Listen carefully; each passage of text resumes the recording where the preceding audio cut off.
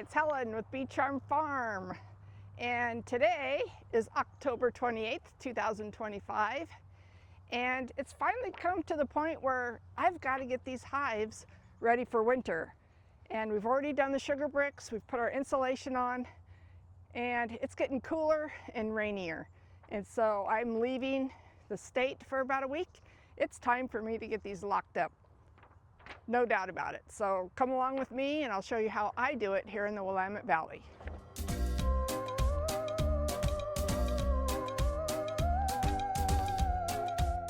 The first thing I want to say is my hives are pointed in a different direction than most people probably.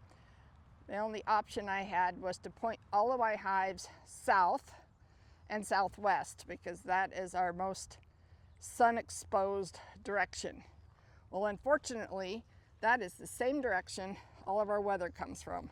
And as you can see, about a week ago, I had a lot of standing water on some of these hives.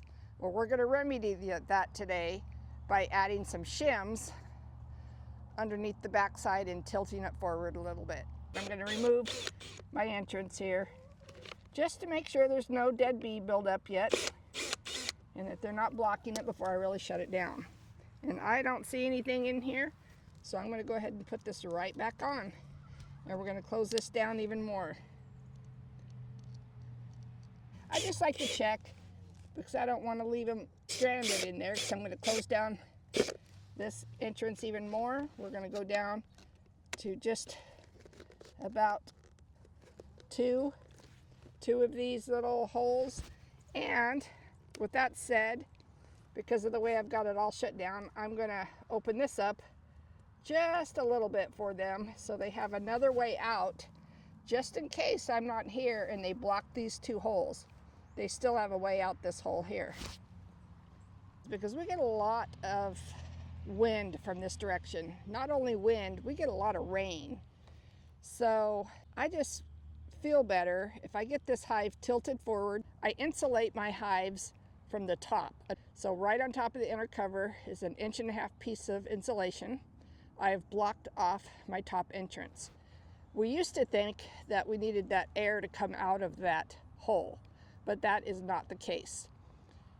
At one of our Oregon State Beekeeper Association conferences, the way they're finding that is helping the bees even more is if you leave the little bit of airflow at the bottom, the air circulates up to the top, and as they warm it, obviously it's going to warm the top and then circulate back down the cold side of the hives, which will then condense a little bit and leave a little moisture on the side of the hive. As you can see, the back hive has already been tilted, and I do that because the rain just piles up on those landing boards, and I do not want that.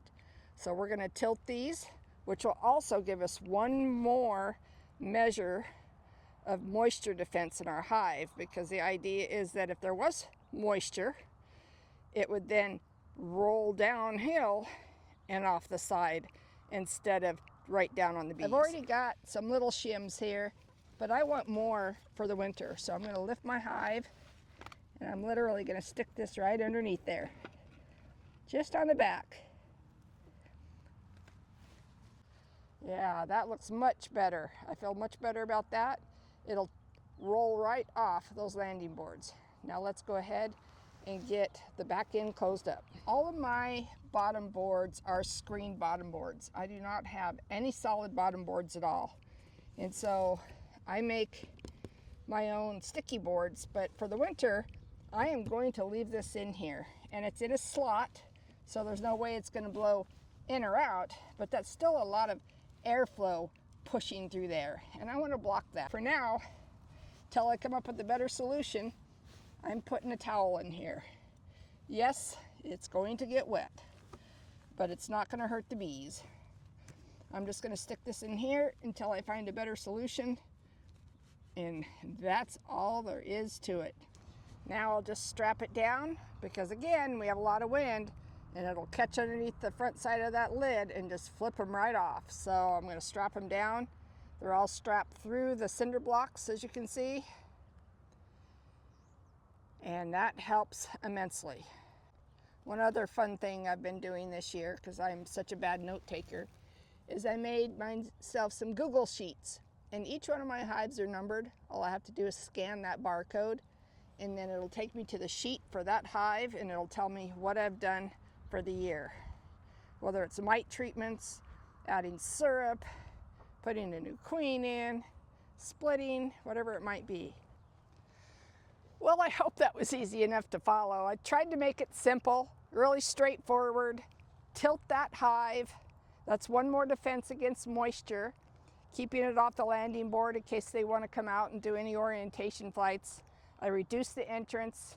All of my hives, or most of them, have the ability to open up a second entrance just to give them another way out, but keep it small enough that it doesn't have a lot of, losing a lot of warmth, and getting that circulation of warm air and then cold air going back out, and then closing up the backside. I think that's about it, and I'm going to continue going on down this. I won't bore you with the rest of it, but if you have questions, please don't hesitate to ask me. And I'm sure I've forgot something, so if you have a question about what I did, please let me know. That's the only way we're going to learn to do this together. Next time we come through here, we're going to do that oxalic acid vapor treatment just to keep those mite levels down, probably towards the end of November or so. And if it's a nice day, we might even come back and check on those sugar bricks.